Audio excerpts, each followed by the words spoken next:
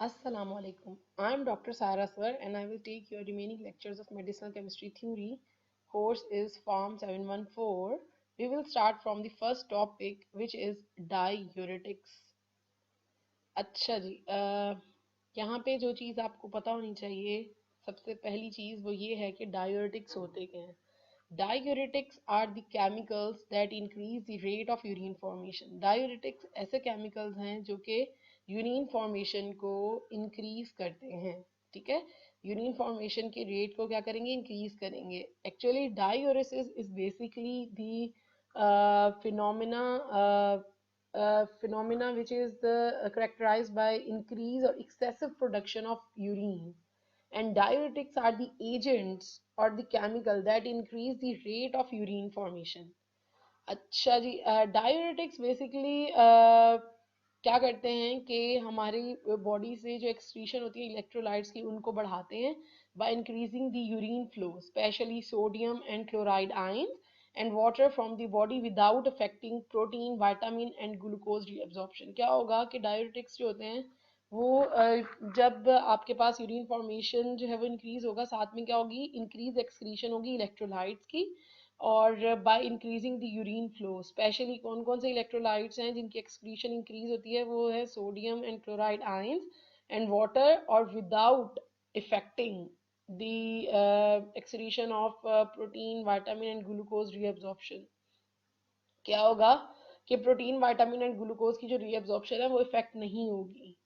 अच्छा जी, actually diuretics हम यूज कब करते हैं, they are use in edema condition या एडिमेटस कंडीशन. एडिमा कंडीशन क्या होती है कि जिसमें वाटर की रिटेंशन हो जाती है बॉडी में. ठीक है, तो अब वो कौन कौन सी डिजीज हैं जिनमें आप यूज करेंगे diuretics due to the oedematous condition.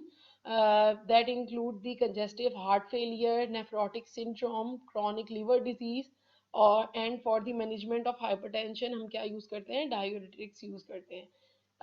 They can be used as sole agent, or you can use them as a adjunct therapy for the treatment of hypercalcemia. Hypercalcemia is a condition which is characterized by the increased level of calcium inside the body, and diabetes insipidus, and glaucoma, which is the disease of eye. And जिसमें क्या होता है, intra ocular pressure जो है वो आई में increase हो जाता है. और इसके अलावा जो है hyper aldosteronism and acute mountain sickness, इसमें क्या यूज करते हैं आप, डायूरेटिक्स यूज करते हैं. अच्छा, डायूरेटिक्स के जो प्राइमरी टारगेट ऑर्गन है डायूरेटिक का वो है किडनी. ठीक है.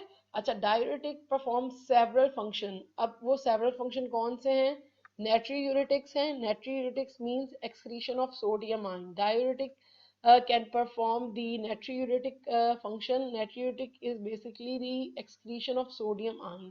Celluretic is the excretion of salts. Alliuretic is the excretion, sorry, यहाँ पे जो है ये calliuretic है. This is the typing error. Calliuretic is basically the excretion of potassium, and calciuretic is the excretion of calliuretic is the excretion of potassium, and calciuretic is the excretion of calcium, while the biuretic is the excretion of bicarbonate. अच्छा जी, next we have normal physiology. क्या है हमारे पास, अगर हम normal physiology देखें urine formation की, तो सबसे पहले अगर आप देखें तो किडनी हमारे पास दो तरह के फंक्शन परफॉर्म कर रही होती है. Number one, it maintain the haemostatic balance of electrolyte and water. Haemostatic जो बैलेंस है इलेक्ट्रोलाइट एंड वाटर का, उसको मेंटेन करती है हमारी किडनी. और इसके अलावा to exceed the water soluble and to exceed the water soluble and products after metabolism. जो लाइक हमारे पास अगर ड्रग्स हैं तो आफ्टर मेटाबॉलिज्म इनकी जो वाटर सॉल्युबल एंड प्रोडक्ट्स हैं उनकी जो एक्सक्रीशन होती है वो किसके थ्रू होती है, वो थ्रू किडनी होती है. ये दोनों इंपॉर्टेंट फंक्शन किसके थ्रू होते हैं, किडनी के थ्रू होते हैं. अच्छा, ये जो किडनी है ये फंक्शन परफॉर्म कैसे करती है, ये जो फंक्शन परफॉर्म करती है ये यूरिन फॉर्मेशन के थ्रू होते हैं ये फंक्शन. और यूरिन फॉर्मेशन किसके थ्रू हो रही है, नेफ्रॉन्स के थ्रू. हर किडनी, आपको पता है हमारी बॉडी में दो किडनी है, और दोनों ईच किडनी में हमारे पास 1 मिलियन नेफ्रॉन्स प्रेजेंट होते हैं, जो कि इंडिपेंडेंटली जो है वो कैपेबल हैं यूरिन फॉर्मेशन के लिए।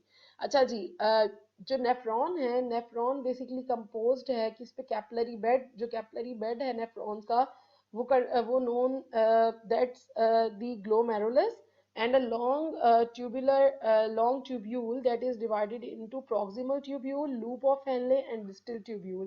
Each जो component है नेफ्रॉन का, वो बहुत important रोल प्ले करता है नॉर्मल फंक्शनिंग ऑफ किडनी के लिए।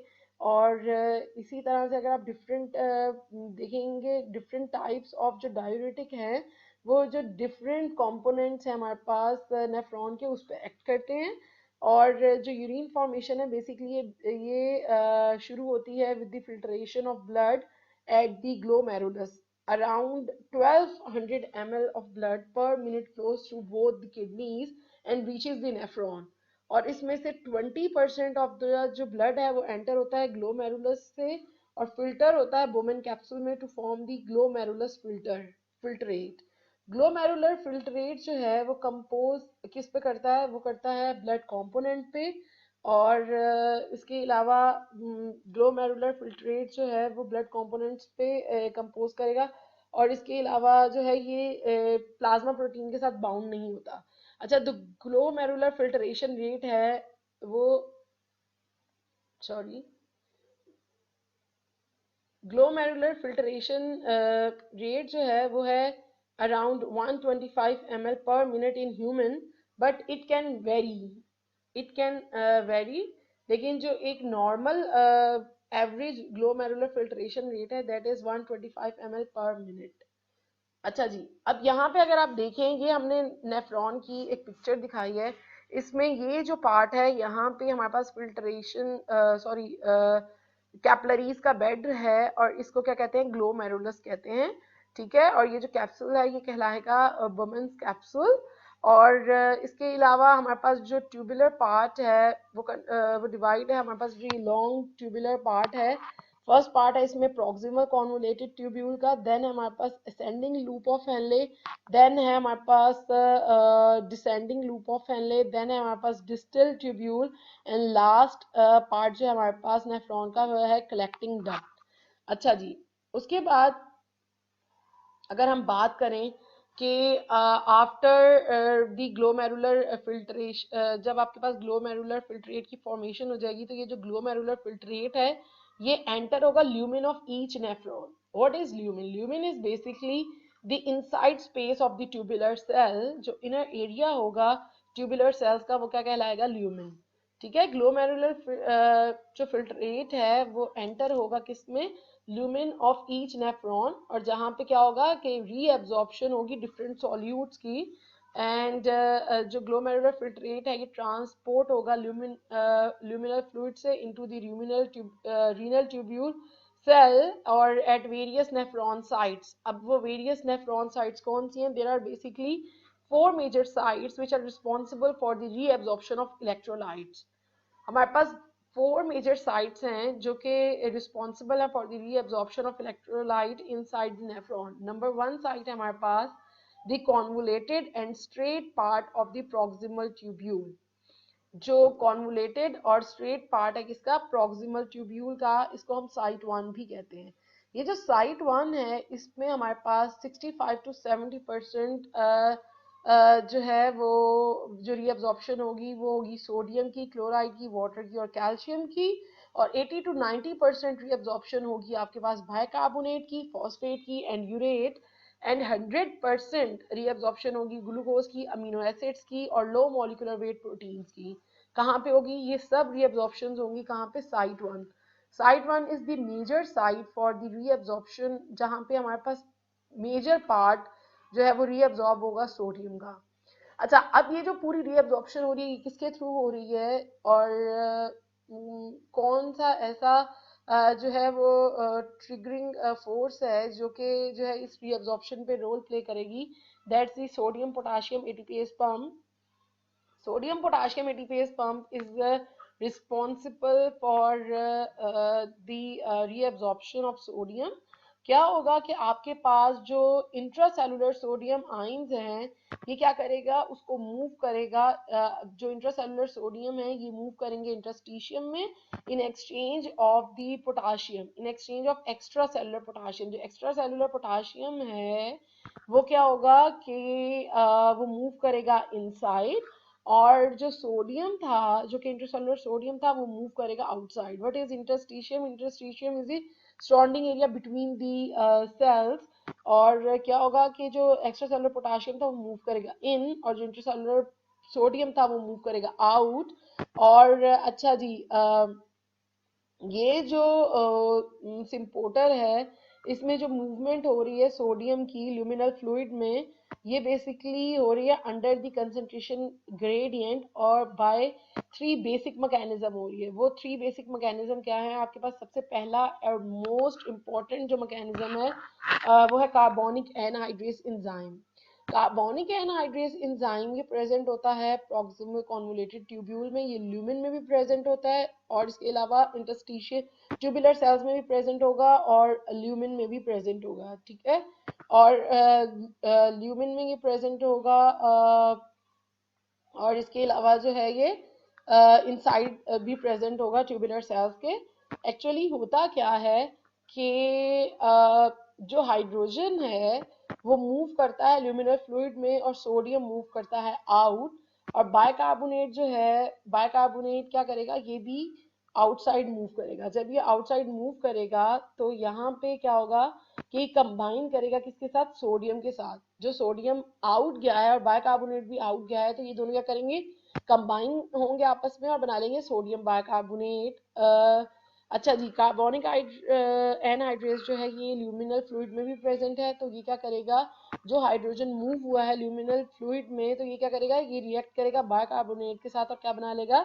टू मेक कार्बोनिक एसिड, जो कि डिकम्पोज होगा वाटर और कार्बन डाइऑक्साइड में with the aid of brush border का, sorry, with the aid of brush border जो आपके पास कार्बोनिक एनहाइड्रेस एंजाइम है, उसके थ्रू क्या होगा कि डिकम्पोज हो जाएंगे कार्बोनिक एसिड किसमें? वाटर एंड कार्बन डाइऑक्साइड के साथ। और ये जो कार्बन डाइऑक्साइड है ये डिफ्यूज बैक होगा सेल में, रिएक्ट करेगा वाटर के साथ और क्या बना लेगा? Carbonic acid which is again broken into hydrogen आइन एंड बाइकार्बोनेट आइन। और ये जो बाइकार्बोनेट आइन है ये मूव कर जाएगा किसमें? इंटरस्टिशियम में। और ये जो होल प्रोसेस है ये रिवर्सिबल है। अभी आप पिक्चर देखेंगे तो ये आपको मोर क्लियर होगा। अच्छा जी, नेक्स्ट जो मैकेनिज्म है वो है को transport of sodium with glucose, amino acid and phosphate against concentration gradient. और जो थर्ड मैकेनिज्म है सोडियम की रीअब्जॉर्प्शन का, ये होता है बेसिकली सोडियम की रीअब्जॉर्प्शन होती है along with the chloride at the site 1 by the sodium chloride channel. अच्छा जी, उसके बाद यहाँ पे अगर आप पिक्चर देखें तो अगर आप ये पिक्चर देखें, इस पिक्चर से बहुत क्लियर है कार्बोनिक एनहाइड्रेस एंजाइम का मैकेनिज्म। जो ट्यूबुलर ल्यूमिन में हमारे पास फॉर्म्ड सोडियम बाइकार्बोनेट था, इसने क्या किया? सोडियम ब्रेक हुआ, ठीक है। और सोडियम बाइकार्बोनेट ब्रेक हुआ किसमें? सोडियम में और बाइकार्बोनेट में, ठीक है। अच्छा जी, सोडियम जो ब्रेक हुआ तो ये सोडियम जो है इसने मूव कर दिया इनसाइड, और in return in exchange of hydrogen. अब ये जो हाइड्रोजन जिसने ल्यूमिन में मूव किया है, ये जो हाइड्रोजन है ये कंबाइन हुआ किसके साथ? बाइकार्बोनेट के साथ, इस बाइकार्बोनेट के साथ, और इसने बना लिया आपके पास क्या? Carbonic acid. अब क्या हुआ कि ये जो कार्बोनिक एसिड है, मैंने आपको बताया था कि कार्बोनिक एनहाइड्रेस एंजाइम जो है वो ल्यूमिन में भी प्रेजेंट है और इसके अलावा ट्यूबुलर सेल्स में भी प्रेजेंट है, ठीक है। यहाँ पे ये ब्रश बॉर्डर पे प्रेजेंट है, और ल्यूमिन में जो प्रेजेंट है वो क्या करेगा? वो फैसिलिटेट करेगा ब्रेकेज को। किसकी ब्रेकेज को? वो कार्बोनिक एसिड को ब्रेक करेगा, ठीक है। कार्बोनिक एसिड की जो ब्रेकिंग है उसको कैटालाइज करेगा और इसको डिकम्पोज करेगा किसमें? कार्बन डाइऑक्साइड और वाटर में। कार्बोनिक एसिड ब्रेक होगा किसमें? कार्बन डाइऑक्साइड और वाटर में। ये जो कार्बन डाइऑक्साइड है ये डिफ्यूज बैक हो जाएगा, ठीक है। ये जो कार्बन डाइऑक्साइड है इसने क्या किया? इंटरस्टिशियल फ्लूइड में मूव हुआ और ये अगेन बैक आएगा, और बैक आने के बाद ट्यूबुलर सेल में, और by the help of carbonic anhydrase enzyme ये कंबाइन होगा किसके साथ? वाटर के साथ। और ये अगेन बना लेगा क्या, कार्बोनिक एसिड। और ये जो कार्बोनिक एसिड है ये ब्रेक होगा किसमें, बायकार्बोनेट में और हाइड्रोजन आयन में। ये जो बायकार्बोनेट और हाइड्रोजन आयन में जो है ये ब्रेक होगा। ये जो बायकार्बोनेट है ये क्या करेगा, ये इंटरस्टिशियल फ्लूइड में मूव कर जाएगा और सोडियम पोटाशियम एटीपेज पंप के थ्रू ये सोडियम जो इनसाइड यहाँ से आया था ये आउटसाइड मूव कर जाएगा, और ये जो पोटाशियम है ये इनसाइड मूव हो जाएगा। ठीक है, और ये प्रोसेस जो है ये रिवर्सिबल है, ये अगेन एंड अगेन रिपीट होगा। और ये जो होल मैकेनिज्म है किसके थ्रू हो रहा है, ये कार्बोनिक एनहाइड्रेज एंजाइम के थ्रू हो रहा है। अच्छा जी, नेक्स्ट वी है site two. Site two is basically the site two हमारे पास क्या है, thick ascending limb of loop of Henle. अच्छा, जो descending limb of loop of Henle है ये बेसिकली इम्परमिएबल है आयन से, और but water can freely move.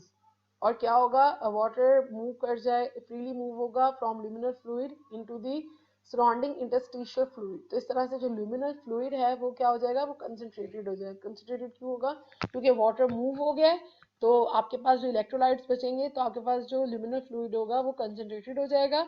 अब जो हाइपरटोनिक ल्यूमिनल फ्लूइड है, as you know that hypertonic is the solution which has high concentration as compare to the surrounding cells. अच्छा जी, और क्या होगा कि जो हमारे पास concentrated hypertonic concentrated luminal fluid है, that is hypertonic luminal fluid, ये इंटर करेगा water impermeable thick ascending limb of loop of Henley.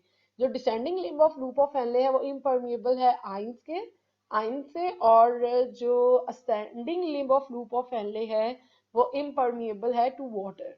ठीक है, अच्छा यहाँ पे क्या होगा कि वो क्योंकि इम्परमिएबल है टू वाटर, तो वो जो हाइपरटोनिक सोल्यूशन है वो इजीली मूव होगा किसमें, ascending limb of loop of Henley. यहाँ पे अराउंड 20 से 25% जो फिल्टर्ड सोडियम है और क्लोराइड आयन उनकी रीअब्जॉर्प्शन होगी। और रीअब्जॉर्प्शन किसके थ्रू होगी, via sodium potassium two chloride symporter on luminal membrane. ठीक है, एक सोडियम एक पोटाशियम और जो लेकिन दो क्लोराइड के आयंस जो हैं ये जो है ये एक्सचेंज सिस्टम जो है इसमें एक सोडियम इन्वॉल्व है, एक पोटाशियम इन्वॉल्व है और दो क्लोराइड आयंस इन्वॉल्व हैं। ठीक है, अच्छा जी, ये जो these two nephron section of site 2 are called as cortical diluting segment of the nephron because they are responsible for the urine dilution. ठीक है, अच्छा जी, उसके बाद है आपके पास site three. Site three is basically the distal convoluted tubule. यहाँ पे जो ड्राइविंग फोर्स है for the reabsorption of sodium ion वो है sodium potassium ATPase and sodium chloride channel, और अराउंड 5 to 8% सोडियम की रीअब्जॉर्प्शन होती है साइट थ्री पे। और साइट फोर जो है आपके पास लेट डिस्टल ट्यूब्यूल और कलेक्टिंग डक्ट जो है ये साइट फोर है, और यहाँ पे जस्ट 2 to 3% सोडियम जो है वो रीअब्जॉर्ब होगा, और सोडियम पोटाशियम एटीपेज पंप यहाँ पे प्रेजेंट है। और इसके अलावा यहाँ पे मिनरलोकॉर्टिकॉइड जो कि एल्डोस्टेरॉन है, जो कि हमारी बॉडी में बहुत इंपॉर्टेंट मिनरलोकॉर्टिकॉइड है, ये बहुत मेजर रोल प्ले करता है for the reabsorption of sodium. Actually क्या होता है, the exchange of luminal sodium for the intracellular hydrogen और potassium ion dictates basically the final acidity and potassium content of urine. क्योंकि जब सोडियम मूव होगा, luminal जो सोडियम है for the intracellular hydrogen और पोटाशियम जो एक्सचेंज सिस्टम होगा, इसके थ्रू जो है अगर हमारे पास सोडियम जो है जो आउटसाइड सोडियम था वो इनसाइड मूव हो गया है, और जो इनसाइड पोटाशियम और हाइड्रोजन है वो आउटसाइड मूव हो गया है, तो इससे हमें क्या पता चलेगा, फाइनल एसिडिटी जो यूरिन की है वो आप डिटेक्ट कर सकते हैं। ठीक है, इसके अलावा पोटाशियम कंटेंट ऑफ यूरिन भी आप इसके थ्रू जो है basically they dictates the final acidity and potassium content of urine. अच्छा जी, नेक्स्ट वी हैव दी अगर हम बात करें डिफरेंट क्लासेस ऑफ डायूरेटिक की, अगर कोई भी ऐसी क्लासेस एंड डायूरेटिक की जो कि क्या करेंगी, इनहिबिट करेंगी reabsorption of sodium at site 1 and 2 and 3, they ultimately increase the luminal fluid flow rate and the percentage of the filtered load of sodium delivered to site 4। क्या है, क्योंकि जो साइट 1 2 and 3 ऐसे डायूरेटिक जो कि inhibit कर रहे हैं रीअब्जॉर्प्शन को, सोडियम की रीअब्जॉर्प्शन को साइट 1 पे, साइट 2 पे, साइट 3 पे, तो अल्टीमेटली क्या होगा, ल्यूमिनल फ्लूइड फ्लो रेट बढ़ेगा और इसके अलावा percentage of filtered load of sodium delivered to site 4 वो भी क्या होगा, वो इंक्रीज हो जाएगा। ठीक है। अच्छा जी, जो फिल्टर्ड लोड ऑफ सोडियम है, जाहिर है जब साइट 1 2 3 पे क्या हुआ, इनहिबिशन हो गई, तो अब जो सारा जो फिल्टर्ड लोड ऑफ सोडियम होगा वो डिलीवर्ड कहाँ पे होगा, साइट 4 पे। तो इसलिए thus many diuretics sharply enhances the urine loss of potassium and hydrogen ions, therefore associated with hypokalemia and alkalosis। क्यों? क्योंकि ऐसे डायोटिक्स क्या करते हैं, they basically enhance the urinary loss of potassium. जब पोटाशियम बॉडी से आउट एक्सक्रीट आउट हो जाएगा और आपके पास बॉडी में क्या है, रिटेंशन हुई है किसकी, सोडियम की, तो आपके पास क्योंकि तो इस तरह से क्या होगा कि बहुत सारे जो डायूरेटिक्स हैं वो एसोसिएट होते हैं हाइपोकैलीमिया के साथ। हाइपोकैलीमिया क्यों? क्योंकि they increase the urinary loss of potassium, और जो कंडीशन डेवलप होगी इनसाइड द बॉडी वो क्या होगी, alkalosis due to the increase sodium. ठीक है।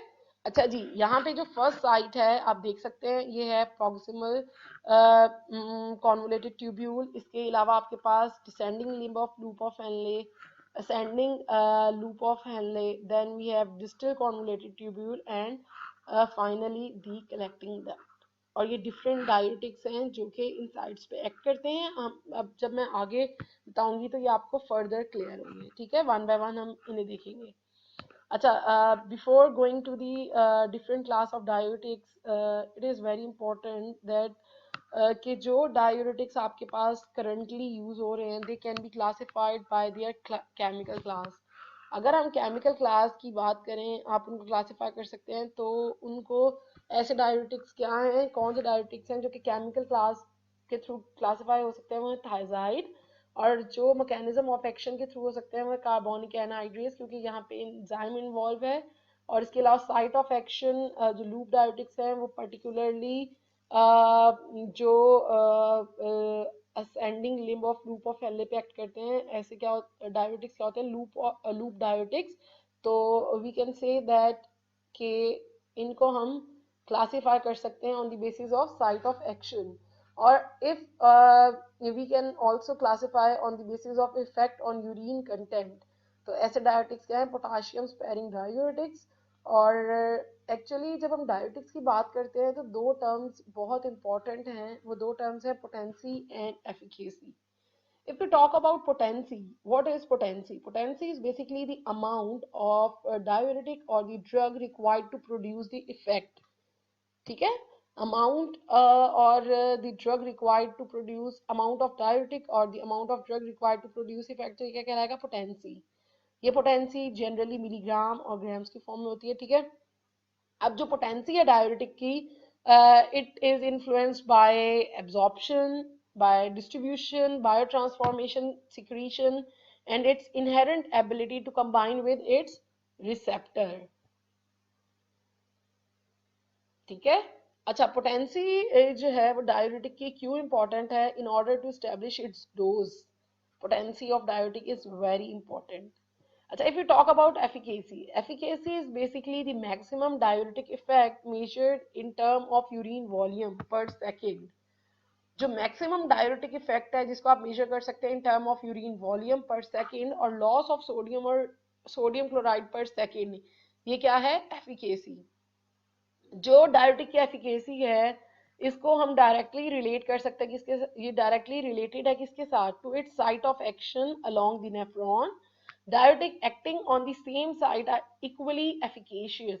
जो डायोटिक सेम साइट पे इफेक्ट कर रहे हैं उनकी एफिकेसी क्या है, सेम हो सकती है, बट देयर पोटेंसी में भी चेंज, लेकिन उनकी पोटेंसी क्या है, चेंज हो सकती है। ऐसे डायोटिक्स जो कि सेम साइट पे इफेक्ट कर रहे हैं उनकी एफिकेसी तो सेम हो सकती है, लेकिन पोटेंसी क्या हो सकती है, चेंज हो सकती है। लाइक अगर एक डायोटिक साइट 1 पे एक्ट कर रहा है तो उसकी पोटेंसी 200 मिलीग्राम है, और एक डायोटिक जो है वो साइट 1 पे ही एक्ट कर रहा है लेकिन उसकी पोटेंसी क्या होगी, 500 मिलीग्राम होगी। Potency can be change but their efficacy is same. किसकी? वो डायोटिक्स जो कि सेम साइट पे इफेक्ट कर रहे होंगे, ठीक है। अच्छा जी, उसके बाद ऐसे डायोटिक जो कि साइट 1 पे एक्ट करेंगे, दे आर वीक डायोटिक। बिकॉज क्यों? क्योंकि आपके पास जो साइट 1 पे है अराउंड 65 से 70% रीअब्जॉर्प्शन हो रही है सोडियम की। साइट 1 पे जो एक्ट कर रहे हैं डायोटिक, वो उसको क्या करेंगे, 65 से 70% ऑफ सोडियम की जो रीअब्जॉर्प्शन है उसको इनहिबिट कर देंगे। लेकिन स्टिल आपके पास जो रीअब्जॉर्प्शन इनहिबिटेड हुई है फर्स्ट साइट पे, they can be compensate by the site 2, क्योंकि साइट 2 पे भी एक अच्छा खासा अमाउंट सोडियम का रीअब्जॉर्ब होता है, ठीक है। इसके अलावा ऐसी ड्रग्स जो कि एक्ट करेंगी साइट 3 पे, they are also weak diuretic. Why they are weak diuretic? क्योंकि जो थर्ड साइट है उस पर बहुत ही मिनिमम अमाउंट जो है सोडियम का रीअब्जॉर्ब होता है, अराउंड 5 to 8%। सो जो डायूरेटिक जो कि एक्ट करेंगी साइट 2 पे, दे हैव मैक्सिमम एफिकेसी। क्यों?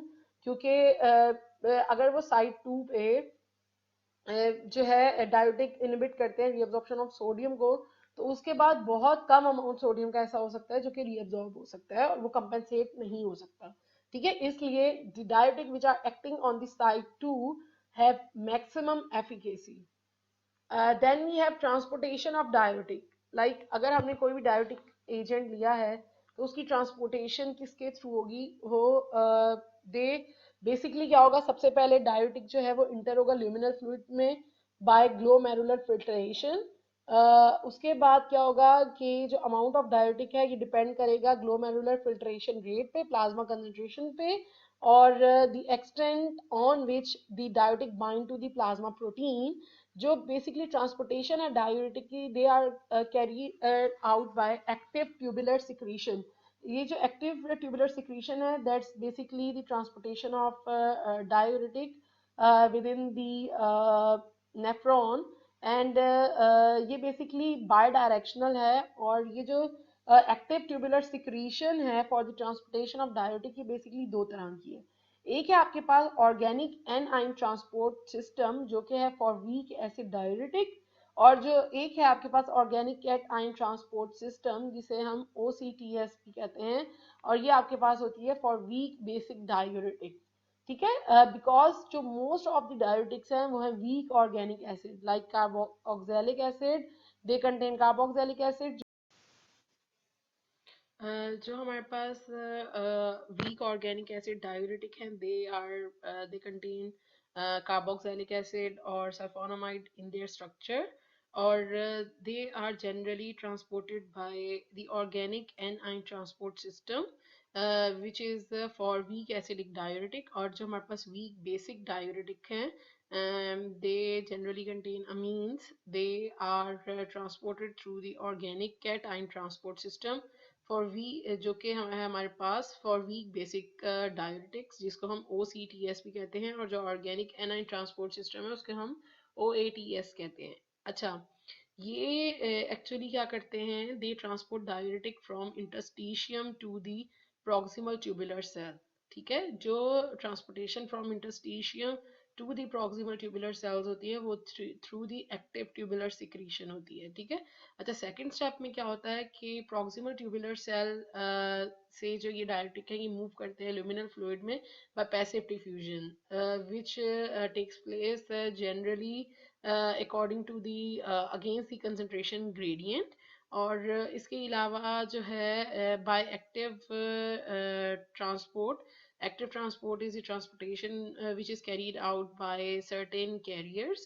अच्छा जी, उसके बाद थर्ड स्टेप में क्या होगा कि जो डायूरेटिक की कंसंट्रेशन है ल्यूमिनल फ्लूइड में, वो ऑफ द डिस्टल सेगमेंट वो मॉड्यूलेट होगी by its lipid water partition coefficient as well as by urinary pH. इसलिए जो वीक एसिडिक डायूरेटिक हैं जनरली they undergo pH dependent diffusion because of favourable lipid water solubility. और इस favourable lipid water solubility की वजह से क्या होता है, they are diffuse from tubular luminal fluid back into the blood stream. क्या होता है कि they diffuse back to the blood stream और द सर्कुलेशन, जिसकी वजह से क्या होता है कि क्योंकि वहाँ पे जो इन्वायरमेंट है वो एसिडिक है, तो जब इन्वायरमेंट एसिडिक है तो क्या होगा कि जो वीक एसिडिक ड्रग्स हैं वो एसिडिक इन्वायरमेंट में अनआयोनाइज फॉर्म में होंगी, और जब वो अनआयोनाइज फॉर्म में होंगी तो they have favourable lipid water solubility, और जिसकी वजह से क्या होगा, वो इजीली डिफ्यूज हो जाएंगी, डिफ्यूज बैक हो जाएंगी ब्लड स्ट्रीम में। और जब वो डायोटिक इजीली डिफ्यूज बैक होंगे ब्लड स्ट्रीम में, तो इससे क्या होगा कि उनका जो एक्सक्रीशन रेट है वो डिक्रीज होगा, और जब एक्सक्रीशन रेट डिक्रीज होगा तो उनकी प्लाज्मा हाफ लाइफ इंक्रीज होगी। और जो वीक बेसिक डायूरेटिक हैं दे have unfavourable lipid water solubility. क्यों? क्योंकि जो इन्वायरमेंट है वो क्या है, वो एसिडिक इन्वायरमेंट है। तो जो बेसिक ड्रग्स होंगी वो क्या होंगी, वो एसिडिक इन्वायरमेंट में चार्ज फॉर्म में कन्वर्ट हो जाएंगी, और जो चार्ज फॉर्म में जब वो कन्वर्ट होंगी तो they have unfavourable lipid water solubility, जिसकी वजह से क्या है, they are retain in the luminal fluid, और जिसकी वजह से ये एक्सीड आउट हो जाएंगे बॉडी से, और एसिड और डायूरेटिक्स हैं उनकी प्लाज्मा हाफ लाइफ कम होती है।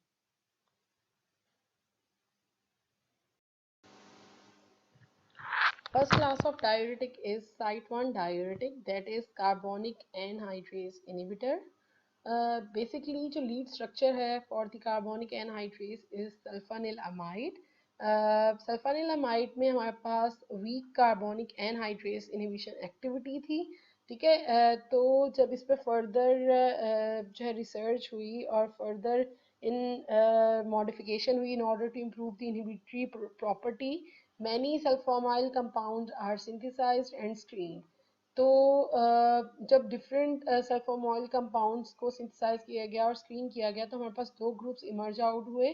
पहला ग्रुप था जिनमें कार्बोनिक एनहाइड्रेस इनहिबिशन एक्टिविटी थी, वो था heterocyclic sulfonamides which include acetazolamide and methazolamide, and second one is meta disulfamoyl benzene that include dichlorphenamide and chloraminophenamide. If we talk about the SAR, जो आपके पास अनसब्स्टिट्यूटेड सल्फामॉल ग्रुप है that is essential for activity. अभी जब मैं आपको structure दिखाऊंगी तो उससे आपको एसएआर जो मैं पॉइंट्स बता रही हूँ आपको फर्दर क्लियर होंगे, ठीक है। Substitution of methyl group on one group of acetazolamide ring nitrogen yields methazolamide. जो आपके पास एसिटाजोलामाइड है उसके अगर आप एक जो मिथाइल एक जो रिंग नाइट्रोजन है उस पर अगर आप मिथाइल ग्रुप ऐड करते हैं तो आपके पास क्या बनता है, methazolamide. As a name in meth means methyl, and acetazolamide contain acetyl group and methazolamide contain methyl group. The moiety to which sulfamoyl group is attached, जो moiety जिसका sulfamoyl group attach है that must possess aromatic character, ठीक है। इसके अलावा जो hydrogen bonding है that is responsible for the binding with the substrate, और जितनी ज़्यादा लिपोफिलिसिटी होगी उतनी ज़्यादा एक्टिविटी होगी। जो मेथाजोलामाइड है इज मोर एक्टिव क्योंकि जो मिथाइल ग्रुप है that is more lipophilic than the acetyl group, that's why methazolamide has more activity because of more lipophilicity. अच्छा जी, सेकंड जो ग्रुप है कार्बोनिक एनहाइड्रेस इनहिबिटर का जो कि है मेटा डाइसल्फामोइल बेंजीन, जिसमें दो मेटा डाइसल्फामोइल क्यों है, क्योंकि दो सल्फामोइल ग्रुप प्रेजेंट है मेटा पोजीशन पे, that's why this is known as meta disulphamoyl benzene. और दो सल्फामोइल ग्रुप प्रेजेंट है किस पे, मेटा पोजीशन पे। थायजाइड डायोटिक्स जो हैं वो भी ओरिजिनेट हुए हैं इस second group of carbonic anhydrase inhibitor से। इसके अलावा जो मैक्सिमम एक्टिविटी है सेकेंड ग्रुप में वो प्रेजेंट होगी जब R2 जो है उसको आप सब्सटीट्यूटेड कर सकते हैं किसके थ्रू, क्लोराइड के थ्रू, ब्रोमीन के थ्रू, और CF3 that is trifluoromethyl group, और इसके अलावा nitro group that is all of these are electron withdrawing group. यहाँ पे जो R2 की सब्सटीट्यूशन होनी चाहिए वो किससे होनी चाहिए, electron withdrawing activity, sorry electron withdrawing group से जब सब्सटीट्यूशन होगी तो एक्टिविटी मैक्सिमम होगी। अगर इलेक्ट्रॉन डोनेटिंग ग्रुप प्रेजेंट होता है एट R2 तो एक्टिविटी क्या होगी, विल बी डिक्रीज। अच्छा जी, इसके अलावा substitution with an amino group, अगर अमीनो ग्रुप के साथ आप सब्सटीट्यूशन करते हैं तो सेल यूरेटिक प्रॉपर्टी तो बढ़ सकती है, लेकिन क्या होगा, कार्बोनिक एनहाइड्रेस इनहिबिशन एक्टिविटी क्या होगी, रिड्यूस हो जाएगी। और जो सल्फामोइल ग्रुप है that must be present at first position and this is essential for activity, it must be unsubstituted. अगर आप सल्फामोइल ग्रुप की सब्सटीट्यूशन करेंगे जो कि फर्स्ट पोजीशन पे प्रेजेंट है तो क्या होगा, एक्टिविटी जो है वो कम्प्लीटली डिस्ट्रॉय हो जाएगी, डिमिनिश हो जाएगी, ठीक है। इसके अलावा जो सल्फोमॉल ग्रुप है जो थर्ड पोजीशन पे प्रेजेंट है, एक सल्फोमॉल ग्रुप फर्स्ट पोजीशन पे प्रेजेंट है और एक थर्ड पोजीशन पे, that's why they are known as meta disulfamoyl. अच्छा, उसको आप रिप्लेस कर सकते हैं सिमिलरली इलेक्ट्रोफिलिक ग्रुप। वो कौन कौन से इलेक्ट्रोफिलिक ग्रुप हैं जिनके से सब्स्टिट्यूशन हो सकती है इस सल्फोमॉल ग्रुप की, जो कि थर्ड पोजीशन पे प्रेजेंट है। फर्स्ट पोजीशन वाला सल्फोमॉल ग्रुप उसको तो आप बिल्कुल भी जो है वो सब्स्टिट्यूट नहीं कर सकते, लेकिन जो थर्ड पोजीशन पे है that can be replace by similarly electrophilic group, that may be carboxyl group और कार्बामोइल ग्रुप, दैट में इंक्रीज डायूरेटिक पोटेंसी, जो कि क्या करेंगे, डायूरेटिक पोटेंसी जो है उसको इंक्रीज कर सकते हैं, but they also decrease the carbonic anhydrase activity। Sulfamoyl group जो कि थर्ड पोजीशन में प्रेजेंट है, अगर आप उसकी सब्स्टिट्यूशन करते हैं बाय सिमिलर इलेक्ट्रोफिलिक ग्रुप, तो आपके पास पोटेंसी तो बढ़ सकती है, लेकिन आपके पास क्या हो जाएगा, carbonic anhydrase inhibition activity reduce हो जाएगी। यहाँ पे अगर आप देखें, this is acetazolamide and this is methazolamide. यहाँ पे मिथाइल ग्रुप प्रेजेंट है, that's why this is known as methazolamide, और यहाँ पे acetyl, this is acetyl group, ठीक है, and this is methyl group. That's why क्या है, यहाँ पे क्या है, यहाँ पे एसिटाइल ग्रुप यहाँ पे भी प्रेजेंट है, लेकिन यहाँ का जो एक एन है वो सब्स्टिट्यूट होगा किस साथ, मिथाइल के साथ। That's why this is known as methazolamide. Methazolamide is basically the derivative of acetazolamide, ठीक है। अच्छा, जो ये सल्फोनिलामाइड है, ये लीड स्ट्रक्चर है किसका, कार्बोनिक एनहाइड्रेस इनहिबिटर का। इससे दो ग्रुप निकलते हैं कि हाइड्रोसाइक्लिक सल्फोनामाइड, जो कि आपके पास कार्बोनिक एनहाइड्रेस इनहिबिटर का फर्स्ट ग्रुप है, और जो सेकंड ग्रुप है वो है मेटा डाइसल्फोमॉइल बेंजीन। यहाँ पे आप देखें मेटा डाइसल्फोमॉइल क्यों है, फर्स्ट एंड थर्ड पोजीशन पे क्या है, आपके पास सल्फोमॉइल ग्रुप अटैच है। अच्छा, जो this is the R1 and this is the R2, R2 जो है ये है, और इस पोजीशन को क्या नाम, 1 2 3 4 5 6, जो सिक्स पोजीशन है वो R2।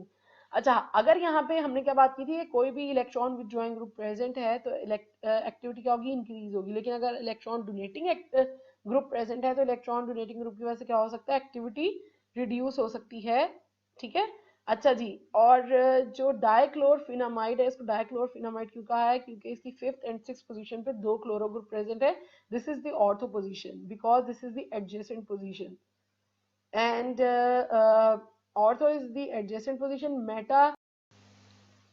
ortho is basically the adjacent position, and meta is alternate position and para is opposite position। अगर आप डाइक्लोरोफिनामाइड में देखें, आप डाइक्लोरोफिनामाइड में हमारे पास ये जो दोनों क्लोरो ग्रुप हैं, जो कि यहाँ से आपके पास first position, first second third fourth fifth and six, ये जो 5 एंड 6 पोजीशन पे क्लोरो ग्रुप हैं, एक दूसरे के ऑर्थो हैं, ये एक दूसरे की ऑर्थो पोजीशन पे प्रेजेंट हैं, ऑर्थो इज एडजेसेंट। और ये जो सल्फोमॉल ग्रुप है फर्स्ट एंड थर्ड पोजीशन पे, ये दोनों मेटा पोजीशन पे अटैच है। Meta is basically the alternate position, and if you talk about the para, this chloro group is para to this sulfomol group। और जो भी फंक्शनल ग्रुप एक attach है उसके हिसाब से आपको पता चलता है कि आपके पास ortho meta and para position कौन सी है। यहाँ पे अगर आप देखिए क्लोर अमीनोफिनामाइड में आपके पास यहाँ पे क्लोरो ग्रुप अटैच है और यहाँ पे अमीनो ग्रुप अटैच है, और ये दोनों एक दूसरे के मेटा पोजीशन पे अटैच है, और ये सल्फोमॉल ग्रुप भी एक दूसरे की मेटा पोजीशन पे अटैच है। लेकिन अगर हम इस सल्फोमॉल ग्रुप को इस अमीनो ग्रुप के हिसाब से देखें तो ये एक दूसरे की ऑर्थो पोजीशन पे है, और ये दोनों भी एक दूसरे की ऑर्थो पोजीशन पे अटैच है। can be para to this, para is basically the opposite position, ठीक है। and this is chloraminophenamide, why it's chloraminophenamide, क्योंकि यहाँ पे हमारे पास एक अमीनो ग्रुप है और एक आपके पास क्या है, chloro group, that's why this is known as chloraminophenamide and this is dichlorophenamide। अच्छा जी, next we have, अगर हम मैकेनिज्म ऑफ एक्शन की बात करें तो carbonic anhydrase basically involve in the inhibition of intracellular carbonic anhydrase in proximal tubular cell, जिससे क्या होगा कि जो हाइड्रोजन आयन है उनकी अवेलेबिलिटी डिक्रीज होगी, ठीक है। और जिससे क्या होगा, that are normally exchange for luminal fluid sodium, जो हाइड्रोजन एक्सचेंज होते हैं विद दी सोडियम आयन, उनकी क्या होगी, डिक्रीज अवेलेबिलिटी होगी, और जब डिक्रीज अवेलेबिलिटी होगी तो क्या होगा, डिक्रीज प्रोडक्शन होगी किसकी, carbon dioxide the with in the luminal fluid, so decrease in the uptake of carbon dioxide, the net result in the decreased reabsorption of bicarbonate and increased bicarbonate excretion होगी by carbonic anhydrase inhibitor. यहाँ पे देखें, ये अगर आप देखें जो मैंने आपको मैकेनिज्म बताया था कार्बोनिक एनहाइड्रेस एंजाइम का, यहाँ जहाँ जहाँ कार्बोनिक एनहाइड्रेस इन्वॉल्व है वहाँ पे क्या करेंगे, कार्बोनिक एनहाइड्रेस इनहिबिटर एक्ट करेंगे और क्या होगा कि ये जो कार्बोनिक एसिड की फॉर्मेशन है इसको ब्रेक करे, इसको नहीं होने देगा, ठीक है। और यहाँ पे जो कार्बोनिक एनहाइड्रेस मिलके क्या कर रहा था, कार्बन डाइऑक्साइड और वाटर को मिला के क्या बना रहा था आपके पास ये जो आपके पास कार्बन डाइऑक्साइड और वाटर था, ये मिलके आपके पास क्या बना रहे थे, कार्बोनिक एसिड। ये क्या करेगा, ये यहाँ से भी इसको इनहिबिट करेगा और यहाँ से भी इनहिबिट करेगा, और जो फाइनली जो नेट रिजल्ट होगा वो होगा डिक्रीज रीअब्जॉर्प्शन ऑफ बाइकार्बोनेट और increase bicarbonate secretion excretion sorry. अच्छा, if you talk about the adverse effect, adverse effect क्या होते हैं कार्बोनिक एनहाइड्रेस के, पहला जो एडवर्स इफेक्ट है वो metabolic acidosis due to the loss of bicarbonate from the body, क्योंकि लॉस ऑफ बाइकार्बोनेट इंक्रीज हो रहा है बॉडी से, तो आपके पास जो कंडीशन डेवलप होगी वो होगी एसिडोसिस की। इसके अलावा renal stone formation due to the increase calcium loss, क्योंकि क्या होगा कि ये कैल्शियम के लॉस को भी बढ़ाते हैं, और जब कैल्शियम के लॉस को बढ़ाते हैं तो क्या होगा कि वहाँ पे जो कैल्शियम आ रहा है एक्सक्रीट होने के लिए, तो क्या होगा कि दैट कैन बी प्रेसिपिटेट, और प्रेसिपिटेट होने के बाद वो रीनल स्टोन भी फॉर्म कर सकता है। इसके अलावा ड्राउजीनेस हो सकती है, हाइपोकैलीमिया, क्योंकि हाइपोकैलीमिया क्यों हो रहा है, क्योंकि ये पोटाशियम के लॉस को भी बढ़ाता है। अच्छा, इसके अलावा यूजेस क्या है, मेन जो यूज है, they are also used in they can be used as diuretic and also they can be used in glaucoma, क्योंकि जो कार्बोनिक एनहाइड्रेस एंजाइम है ये रिस्पॉन्सिबल होता है आई में for the formation of aqueous humour, और जब एक्वेस ह्यूमर बनेगा जितना उतना ही आपके पास इंट्राओक्यूलर प्रेशर बढ़ेगा। तो क्या होगा, कार्बोनिक एनहाइड्रेस इनहिबिटर जो है वो कार्बोनिक एनहाइड्रेस एंजाइम को इनहिबिट करेंगे, और जब कार्बोनिक एनहाइड्रेस एंजाइम इनहिबिट होगा तो क्या होगा, rate of aqueous humour formation जो है वो डिक्रीज होगा, और इस तरह से क्या होगा, रिड्यूस होगा इंट्राओक्यूलर प्रेशर, और thus we can use it for the treatment of glaucoma, and they can also used in alkalinization of urine and metabolic alkalosis and mountain sickness, ठीक है। मेटाबॉलिक एल्केलॉसिस में क्यों हम इसको यूज कर सकते हैं, क्योंकि ये बाइकार्बोनेट की एक्सक्रीशन को बढ़ा देते हैं, that's why they can be use for the metabolic alkalosis condition. That's all for today's lecture, और thank you all, stay blessed, stay happy, Allah Hafiz.